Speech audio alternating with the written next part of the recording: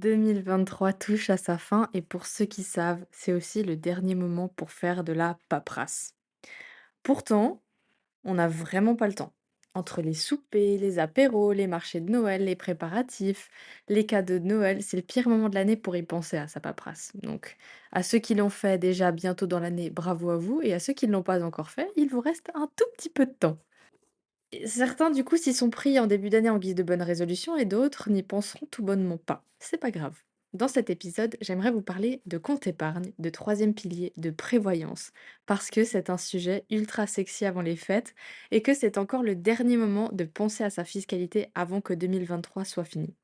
Donc nous allons aborder dans cet épisode les différences globales entre un troisième pilier A, B et aussi les comptes épargne.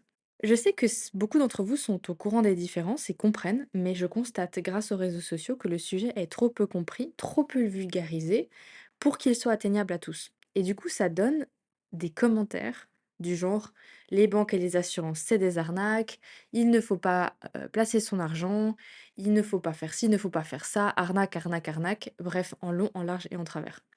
Et comme je suis pas courtière, je suis pas conseillère, je peux me permettre de mettre des mots plus simples pour vous permettre de comprendre, de faire du tri dans ce qu'on vous raconte. Et du coup, je me permets aussi de faire un disclaimer, c'est que je ne suis pas là pour vous vendre des assurances, des banques, des comptes, je suis pas là pour ça. Moi, je suis là pour vous éclairer, pour vous faire comprendre qu'est-ce que c'est la différence, et pour peut-être faire résonner quelque chose en vous en vous disant: «Ah mais en fait, moi je pensais qu'il me fallait ça, mais il me faut plutôt ça, vu qu'on m'explique ça comme ça». Donc voilà, l'autre jour, par exemple, on m'a dit sur, TikTok: «C'est quoi ton numéro FINMA?» Bah, en fait, j'ai pas de numéro FINMA parce que je ne vends pas d'assurance, je suis pas là pour vendre. Je peux vous parler de produits, je peux vous parler de certains, par exemple, j'ai parlé très récemment du troisième pilier modulo, des retraites populaires. Mais il faut vous dire que on a fait 3 heures de meeting pour qu'il m'explique le produit, pour qu'il me dise les différences, pour qu'on parle en long, en large et en travers de ce produit avant que j'en parle sur les réseaux sociaux. Il y a un travail de fond qui est fait de ma part, parce que du coup, c'est pas mon métier, mais j'ai besoin de comprendre, mais aussi pour pouvoir vulgariser, pour pouvoir vous expliquer comment ça fonctionne et si c'est bien ou si c'est pas bien. Mais derrière, c'est pas moi qui vais vous vendre l'assurance ou le compte en banque ou voilà. Moi, je suis pas responsable de ça. J'essaie juste de vous apporter un peu de clarté dans quelque chose qui est tellement vague et effectivement où il y a eu et il y a encore tellement d'arnaques parce qu'il y a des gens mal intentionnés qui veulent juste toucher leur commission derrière. Et j'aimerais qu'on puisse un petit peu démanteler ça et que vous soyez plus au courant quand vous signez un contrat. Alors, si c'est pas dans votre tête en ce moment pour l'instant, je vous invite quand même à rester dans cet épisode, à l'écouter jusqu'au bout parce que ce sera peut-être la petite graine que j'aurai plantée dans votre tête, au moins pour l'année prochaine. Mais d'abord, bienvenue sur le podcast Coach ton budget. C'est un podcast dédié à la finance personnelle en Suisse particulièrement. Je suis Janice et je suis ravie de vous retrouver pour un nouvel épisode où on va parler de thunes, de fric, d'argent, de cash, de moula de manière décomplexée afin de s'instruire sur la gestion de nos billes et de comment réaliser nos projets de vie avec. Si vous êtes nouvelle ou nouveau, bienvenue. Et pour les auditeurs fidèles, merci de continuer à me soutenir dans cette aventure. Je vous invite d'ores et déjà à vous abonner au podcast pour ne manquer aucun épisode, mais surtout de me mettre une note parce que ça m'aide à le faire connaître. Je me répète d'épisode en épisode, mais c'est vraiment très important que vous le fassiez et j'apprécierais grandement que vous puissiez me mettre cette note. Sinon, vous pouvez tout simplement partager cet épisode à quelqu'un ou partager le podcast à quelqu'un que vous pensez que ça pourrait aider. Mon astuce ultime, c'est de vous abonner à ma newsletter parce que vous aurez un conseil par semaine dans votre boîte mail. Et surtout, dans les premiers mails que j'envoie, je vous offre plein d'outils gratuits. Je vous offre des cadeaux pour vous faire démarrer dans la finance personnelle. Donc allez-y, foncez, ça coûte rien. Avant de se lancer dans le vif d'un sujet compliqué et ennuyant, j'aimerais vous faire un récapitulatif du système de sécurité financière que l'on a en Suisse. Il fonctionne à base de piliers et chacun a un but différent et est financé de manière différente. En Suisse, le terme troisième pilier fait référence à un système de prévoyance complémentaire qui vise à compléter les prestations de retraite fournies par le premier et le deuxième pilier. Le premier pilier, c'est l'AVS et l'AI. C'est le pilier de la sécurité sociale obligatoire. C'est une assurance vieillesse et survivant. AVS. C'est aussi une assurance invalidité. AI. Et c'est financé par des cotisations sociales. Donc toute personne en Suisse cotise pour l'AVS et l'AI. Le deuxième pilier, ce qu'on appelle la LPP, c'est un pilier constitué de la prévoyance professionnelle obligatoire. Les employeurs et les employés cotisent à un fonds de pension professionnel qui vise à fournir des prestations de retraite supplémentaires. Ça veut dire à ce stade-là que quand vous cotisez pour le premier et pour le deuxième pilier, arrivé à la retraite, vous aurez le premier pilier de base et en prime, vous aurez le deuxième pilier que vous avez cotisé tout au long de votre vie professionnelle et qui sera forcément en fonction de ce que vous avez fait, de ce que vous avez touché. Vous avez un job qui paye bien, vous aurez forcément une meilleure retraite qu'un job qui paye moins bien. Le premier pilier, il n'est pas concerné par ça parce que c'est une base. Maintenant, par rapport au troisième pilier, je vais vous expliquer un truc tout bête. De nouveau, je vulgarise à mort pour que vous puissiez comprendre. Quand vous voyez les gens, particulièrement en France, j'ai pas assez pour ma retraite, j'arrive pas à vivre avec ma retraite, voilà, on voit tout ça. Ce sont des salaires très très bas la plupart du temps, ou des gens qui n'ont pas d'épargne, qui n'ont pas mis de côté. Le troisième pilier, il va venir aider à rajouter une couche de revenus à votre retraite. Évidemment qu'il faut la cotiser tout au long de votre vie et que vous ne pouvez pas débarquer à 50 ans, même si c'est pas non plus trop tard. Vous ne pouvez pas débarquer à 50 ans sans troisième pilier et penser que vous allez avoir la même retraite que quelqu'un qui a cotisé depuis ses 20 ans. Vous aurez pas le même montant sur votre compte, vous aurez pas les mêmes... Bref, c'est pas pareil. C'est pour ça qu'on dit qu'un troisième pilier, le plus tôt le mieux. Mais c'est pareil pour tout, c'est pareil pour un compte épargne, c'est pareil pour des investissements. Plus vous démarrez tôt, plus vous bénéficiez des intérêts composés notamment, et plus vous allez fournir, enrichir ce compte, et plus vous allez avoir de l'argent à la fin pour votre retraite. Maintenant, je parle de retraite, mais c'est pour tout. Ça peut être un projet immobilier, ça peut être un projet de vie, je sais pas moi, voyager, faire le tour du monde, ça peut être tellement d'autres choses qui vous demandent une somme d'argent importante, ça peut être plein de choses. Ça peut être aussi partir à la retraite plutôt.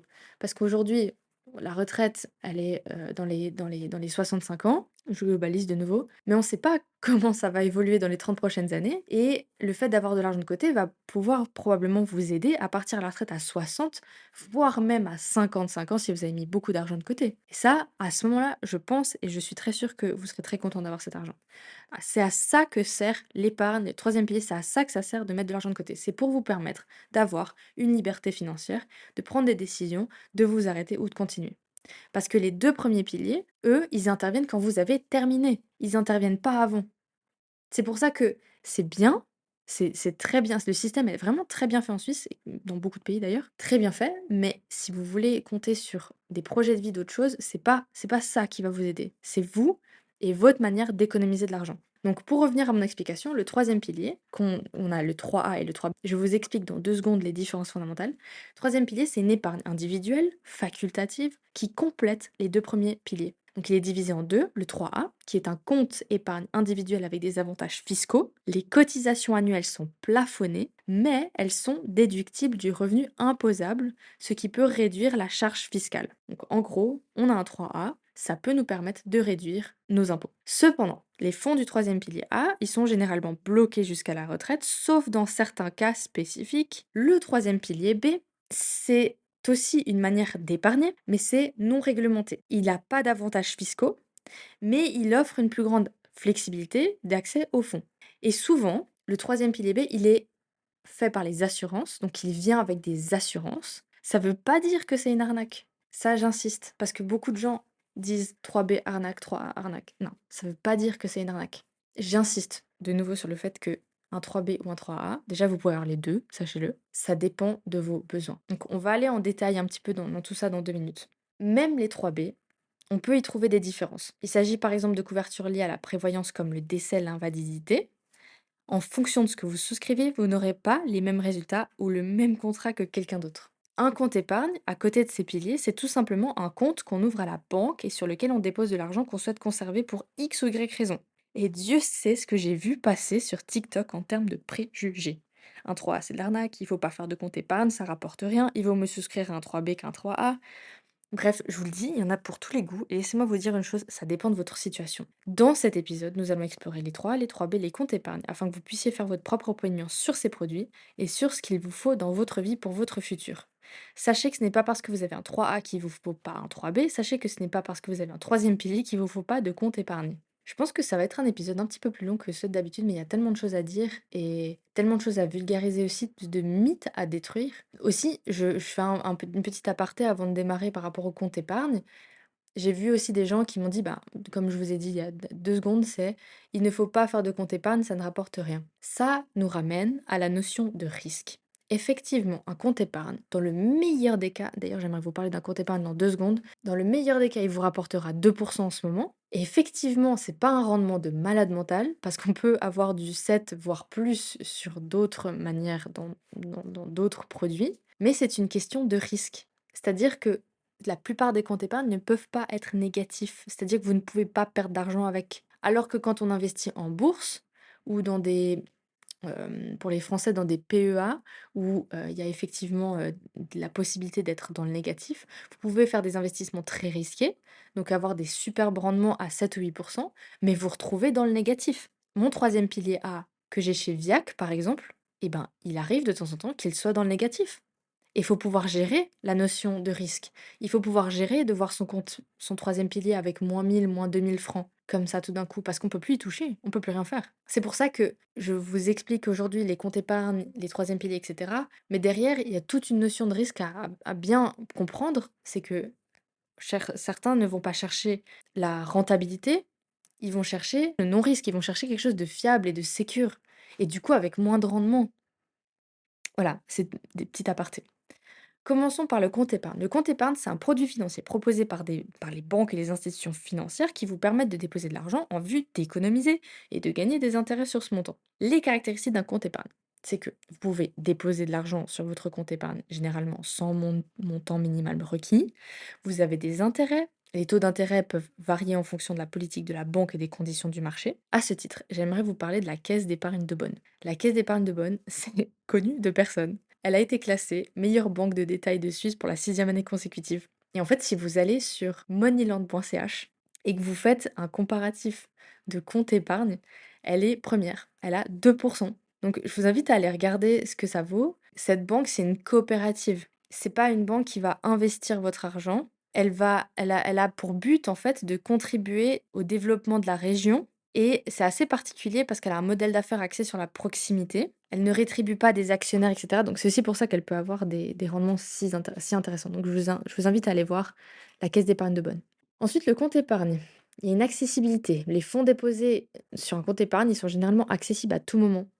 Ça signifie que vous pouvez déposer ou retirer de l'argent selon vos besoins, même si certaines banques, il y a des limites et des frais. Ça, je vous invite vraiment à regarder parce que vous ne pouvez pas utiliser un compte épargne comme un compte courant. Typiquement à la BCV, je sais qu'il y a 12 retraits, annuels et puis passé ces 12 retraits, vous avez des frais et puis les frais, c'est genre 5 balles pour retirer de l'argent, donc c'est très, très cher. Ensuite, le compte épargne, il est considéré comme un investissement à faible risque parce que les dépôts sont généralement assurés jusqu'à un certain montant. En Suisse, typiquement, c'est au maximum 100 000 francs. Et puis, ils offrent une liquidité relativement élevée. Ça veut dire que vous pouvez accéder à votre argent facilement et rapidement en cas de besoin. C'est pas le cas des troisième piliers. Et puis, du coup, le compte épargne, il a un objectif d'épargne. La plupart du temps, ils sont utilisés pour atteindre des objectifs d'épargne à court terme, pour constituer par exemple un fonds d'urgence, économiser pour un achat important ou préparer des dépenses imprévues. On n'est pas sur, normalement, vous faites ce que vous voulez de votre compte épargne et de votre argent. Un compte épargne, c'est pas le truc que tu ouvres pour ta retraite. C'est pas forcément fait pour ça. C'est plutôt fait pour des projets court terme, moyen terme, court terme. Et il y a, des frais, mais normalement, il y a très, très peu de frais quand on fait un compte épargne. Donc les comptes épargne, c'est un moyen simple et sécurisé de mettre de l'argent de côté, tout en bénéficiant d'une certaine croissance grâce à des intérêts générés. Par contre, les rendements, ils sont relativement bas par rapport à d'autres formes d'investissement, ce qui en fait une option plus adaptée aux objectifs d'épargne à court terme. Voilà, donc on n'est pas sur du 7%, vous n'allez pas avoir une épargne qui va fructifier de malade, mais au moins vous êtes sécure avec un compte épargne. Le troisième pilier A. Le troisième pilier A, on le retrouve généralement chez les banques. Et comme je vous le disais avant, c'est une forme d'épargne individuelle à long terme avec des avantages fiscaux spécifiques en Suisse. Les Français, n'essayez pas d'ouvrir un troisième pilier en France, ça marche pas. Le troisième pilier A, c'est une épargne pour la retraite parce qu'il est conçu pour vous permettre de constituer une épargne en vue de votre retraite. C'est un complément aux deux premiers piliers de la prévoyance suisse qui comprennent l'AVS, donc le premier pilier, et la prévoyance professionnelle, le deuxième pilier. Les avantages fiscaux, c'est une des caractéristiques du pilier A et il offre des avantages assez intéressants. Les cotisations versées au troisième pilier sont déductibles du revenu imposable, ce qui peut entraîner une réduction de la charge fiscale annuelle, même s'il y a des limites aux cotisations déductibles et ces limites, elles peuvent varier en fonction de la situation individuelle, donc indépendant ou salarié, c'est pas les mêmes, plafonds, de la réglementation en vigueur. Donc actuellement, par exemple, pour un employé, quelqu'un qui n'est pas indépendant, le plafond annuel d'un troisième pilier, c'est 7 056 francs. Il a été augmenté en 2023 et c'est au moment du retrait que vous serez imposé. Mais de nouveau, il y a des tips and tricks pour vous aider à économiser également sur les impôts à ce moment-là, notamment le fait d'ouvrir plusieurs troisièmes piliers. Comme ça, vous pouvez fider 2 3 piliers un peu toute votre vie et au moment de les retirer, parce qu'on peut pas les retirer à moitié, il me semble, hein, je vais pas dire de bêtises, mais bah, vous pouvez en retirer un à un moment donné, et retirer le 2e à un autre moment donné. Donc ça vous évitera des impôts. Enfin, en tout cas, ça réduira des impôts. Donc comme je disais, il y a un plafond de cotisation de 7 056 francs et les fonds sont bloqués jusqu'à la retraite. Mais on peut les retirer jusqu'à 5 ans avant la retraite. Sauf que, comme vous le savez, dans les discussions qu'on retrouve régulièrement sur la table en ce moment, c'est que l'âge de la retraite peut augmenter. Et du coup, le fait de sortir cet argent va aussi devenir de plus en plus tardif dans votre vie. C'est-à-dire que si maintenant on augmente l'âge de la retraite à 67 ans, ben, on pourra retirer que ses fonds à 62 ans. On dit que là, actuellement, si on est à la retraite à 65 ans, on pourra retirer ses fonds à 60 ans. Et d'ailleurs, c'est de mois en mois, donc si vous avez anniversaire en juin, ce sera 5 ans avant en juin. C'est fou quand même de parler de retraite alors que pour moi, ce sera dans 30 ans, plus de 30 ans même. C'est fou de se dire qu'on anticipe déjà cette situation-là. Mais ayant fait les calculs de combien est-ce qu'on peut gagner d'argent en mettant de l'argent de côté, c'est fou de dire ça, mais c'est vrai. Bah, en fait, je sais pourquoi je le fais et je me dis que même si ce sera peut-être pas pour ma retraite, là, je cotise pour un troisième pilier pour ma retraite et cetera, mais je mets aussi de l'argent de côté pour d'autres choses parce que je sais qu'à un moment donné dans ma vie, je vais vouloir faire autre chose. Je vais avoir besoin de l'argent pour, je sais pas, accueillir un enfant dans ma vie, acheter une maison, peut-être voyager. Je sais que j'aurai besoin de cet argent et je sais qu'en le mettant de côté, en ayant des intérêts, il va me faire des bébés et du coup, je vais avoir plus d'argent en le mettant de côté. Donc c'est vachement important. Ensuite, une dernière chose par rapport au troisième pilier, a en tout cas, et même B, hein, en fonction du produit que vous achetez. Donc que ce soit dans une banque, une assurance, machin, bon, c'est une banque en général un 3A, il va y avoir plusieurs possibilités d'investissement pour faire fructifier votre épargne. Et ça, je vous mets en garde là-dessus. C'est que typiquement VIAC, quand vous choisissez un modèle très risqué d'investissement, il peut aller dans le négatif et vous pouvez choisir, en fait, c'est ça ce que j'aime beaucoup chez Viac d'ailleurs, c'est que vous pouvez choisir où vous voulez que votre troisième pilier soit investi. Donc vous pouvez choisir des modèles uniquement en Suisse, dans le monde, et surtout vous pouvez faire ça en fonction de votre profil de risque, donc très risqué, capable d'assumer des grosses pertes de fonds, ou très très peu risqué, et du coup un faible rendement, mais pas capable d'assumer la perte de fonds en cas de crash boursier ou de situation économique un petit peu pas terrible. Du reste, si ça vous intéresse, il y a le module Coach ta bourse qui est un module qui vous apprend à investir. Et ce module-là, typiquement, c'est très intéressant quand ça vous intéresse d'investir, mais vous savez pas comment ça fonctionne, parce que j'explique ça vraiment pour les débutants. Donc si ça vous intéresse, je vous invite à aller voir sur coachtonbudget.com. Vous avez le module Coach ta bourse. Et vous avez toutes les explications, tout ce que vous retrouverez dedans. C'est un module qui est long, parce qu'il y a beaucoup de choses à expliquer, mais j'explique vraiment tous les fondamentaux de la bourse pour que vous puissiez pourquoi pas faire vos premiers investissements ou investir votre argent, commencer à faire fructifier votre argent. Et du coup, ça vous aide aussi à faire des choix un peu plus, clairs, dans, ce que vous prenez comme contrat, où est-ce que vous voulez investir votre argent. Pour conclure, du coup, le 3A, c'est une forme d'épargne retraite individuelle qui offre des avantages fiscaux, tout en vous aidant à constituer une réserve financière pour votre retraite. J'ai pas beaucoup parlé de ce qu'on peut faire d'autre avec un 3A parce que je ne vais pas rentrer dans les spécificités, mais effectivement, on peut le retirer pour d'autres occasions. On en reparlera peut-être dans un prochain épisode.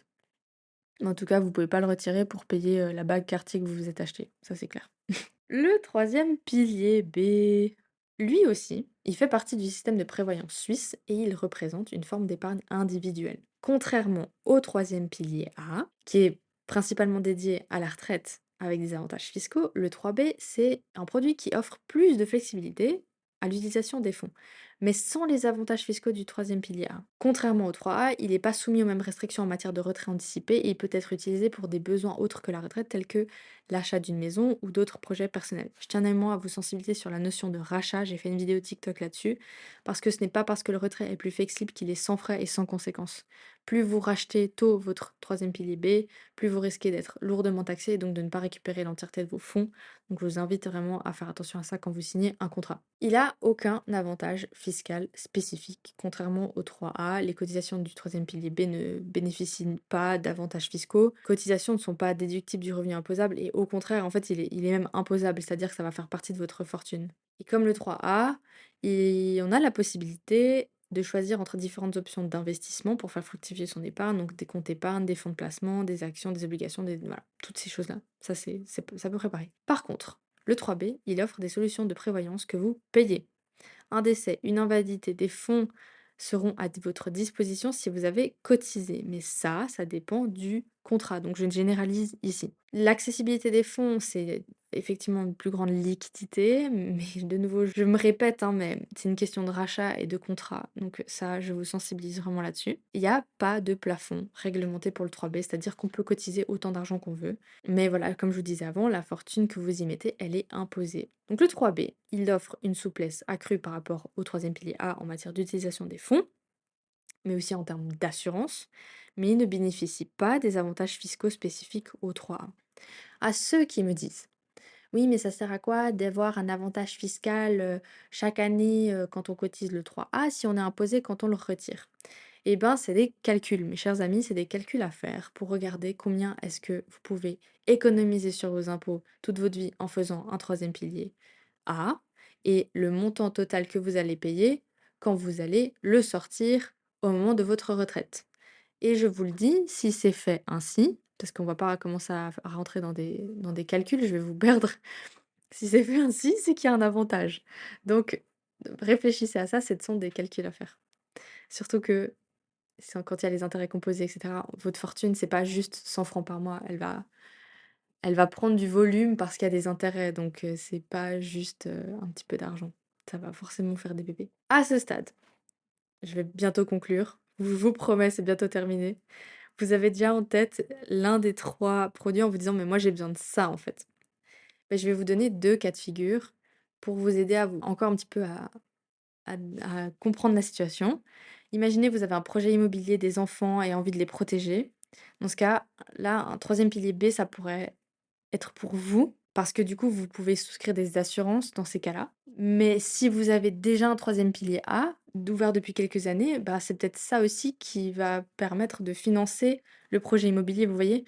En fait, il y a tellement de cas que c'est pas juste c'est de l'arnaque ou c'est pas bien. Moi, je vous invite à et là-dessus, je vous le dis, j'ai tellement, tellement de conseillers financiers qui m'ont contacté pour faire des partenariats avec moi parce que, ben, forcément, j'ai sur TikTok, j'ai quasiment 90 000 abonnés, sur Instagram, ça grandit de plus en plus et en newsletter, j'ai beaucoup, beaucoup d'abonnés. Bah, c'est du pain béni pour eux parce que ça pourrait leur permettre de conclure beaucoup de contrats avec des gens qui me croient moi, en leur disant: «Ah, vous pouvez aller vers telle et telle personne». En fait, je n'ai accepté aucune collaboration à ce jour parce que moi-même, je ne suis pas allée voir un conseiller financier et je n'ai pas trouvé la personne qui m'inspire, le plus confiance. En fait, j'ai pas cherché, je vous dis, je sais que j'ai beaucoup de gens qui m'ont contactée, mais j'ai toujours refusé parce que je voulais rester dans la neutralité. Je voulais vraiment pas avoir de conseiller financier qui me dit quoi, comment faire. Moi, je voulais apprendre par moi-même, je voulais regarder par moi-même et ces derniers mois, j'ai eu beaucoup de rendez-vous avec différentes sociétés dans différentes, pour différentes raisons. Bah, que ce soit Retraite Populaire pour le partenariat que j'ai fait avec eux ou Resolve pour un partenariat que je vais faire prochainement aussi, que je vais vous expliquer comment voilà. Ben, ça m'a permis d'avoir différentes opinions, différentes visions de la finance personnelle, de la planification financière et aujourd'hui, je commence un peu à me dire: «OK, peut-être que je pourrais évoluer là-dedans» et vous proposer une solution où effectivement je travaille avec des gens qui sont fiables et qui vont vous conseiller correctement. Parce que là où je veux en venir, c'est que de manière ultime, quand vous voulez souscrire, que ce soit un 3A, 3B compte épargne, moi je vous conseille d'aller voir un conseiller financier qui pourra vous aider dans votre démarche si vous vous sentez perdu. Si au contraire vous êtes autodidacte, que vous avez envie d'apprendre comme moi par moi-même, ça va, ça joue, vous pouvez écouter ce que je raconte, hein, mais je ne suis pas conseillère financière, moi j'ai juste vulgarisé les choses pour aider un maximum de gens là-dedans, parce que j'ai conscience de l'arnaque qui se passe et du harcèlement que vous subissez par les assureurs avec tous ces produits-là, c'est insupportable. Et j'espère un jour pouvoir vous proposer sur la communauté justement ces conseillers, ces gens qui peuvent vous aider, mais de manière neutre, qui sont pas payés par telle ou telle personne pour vous parler de tel et tel produit et qui du coup vous feront signer des choses avec des valeurs de rachat débiles ou avec des rendements de merde ou qui vont juste pas avec votre situation. Je veux pas ça, en fait. Et avant de conclure un dernier cas de figure, c'est que si vous êtes jeune, vous savez pas trop quoi faire, ben moi en fait j'irais tout simplement vers un compte épargne et un 3A parce que vous allez constituer une épargne d'urgence, mais aussi mettre de l'argent de côté pour votre retraite. Et comme dit, si, même si c'est que 100 francs tous les mois, même si c'est que 50 francs, parce qu'un 3A on peut mettre ce qu'on veut dessus, bah c'est déjà ça en fait. Et vous pourrez décider plus tard d'utiliser ces fonds d'une autre manière. Alors, le jour, on m'a dit: «Oui, mais bon, c'est faux, quand on a 20 ans, on n'a pas d'argent» et cetera. C'est pas tout à fait vrai parce que quand on a 20 ans, on peut sortir enfin 20 ans, la vingtaine, hein, on peut sortir de l'apprentissage, avoir un métier, vivre encore chez ses parents. Enfin, il y a plein de cas de figure qui font que les jeunes sont en capacité de mettre de l'argent de côté. Il y a des gens qui sortent de l'école et qui doivent se débrouiller par eux-mêmes et qui sont dans de la précarité. J'ai été comme ça. J'ai jamais eu l'occasion d'habiter chez mes parents et d'avoir un salaire derrière, par exemple. Donc je sais exactement ce que c'est. Mais je sais que passé 25 ans, quand j'ai eu un vrai salaire, j'ai pu mettre de l'argent de côté. Donc certes, c'est 5 ans plus tard que 20 ans, mais si j'avais commencé à 25, je sais que j'aurais déjà maintenant plus de fonds que ce que j'ai maintenant, donc le plus tôt vous commencez, le mieux c'est. Donc en résumé, la principale différence entre un troisième pilier et un compte épargne classique, c'est dans les avantages fiscaux et dans les restrictions de retrait de cet argent, donc dans la liquidité jusqu'à la retraite. C'est ça la principale différence. Donc ça va vraiment dépendre de ce que vous voulez faire. J'espère que cet épisode vous aura plu et vous aura aidé un petit peu à dépatouiller ce monde vaste parce que il est très intéressant. Il est bien fait. Je veux vous rassurer par rapport à ça. C'est un système qui est bien fait quand même et qui est là pour nous aider à nous construire une vie plus confortable financièrement, à nous de mettre ou de faire en sorte que notre argent aille sur ces comptes et de s'organiser pour mettre de plus en plus d'argent de côté pour réaliser nos rêves. C'est tout le but de Coach ton budget. Alors, j'espère que ça vous aura inspiré pour prendre vos finances en main déjà en cette fin d'année ou alors pour 2024. Il y a un dernier truc que j'ai oublié de dire, c'est que pourquoi je disais que c'était le dernier moment de faire sa paperasse, c'est que si vous voulez que votre troisième pilier A, il compte fiscalement pour l'année 2023, vous devez l'ouvrir avant du coup, le 31 c'est un dimanche, donc c'est le 29, vous devez l'ouvrir avant le 29 décembre et vous devez déposer les fonds avant le 29, donc il faut que le versement ait lieu le 29 décembre au plus tard. Donc voilà, ça ce sera pour vos impôts 2023, très important. J'en parle dans ma vidéo avec Retraite Populaire, justement, si ça vous intéresse. Et autrement, je vous dis à tout bientôt, à la semaine prochaine pour un nouvel épisode de Coach ton budget. À tout bientôt.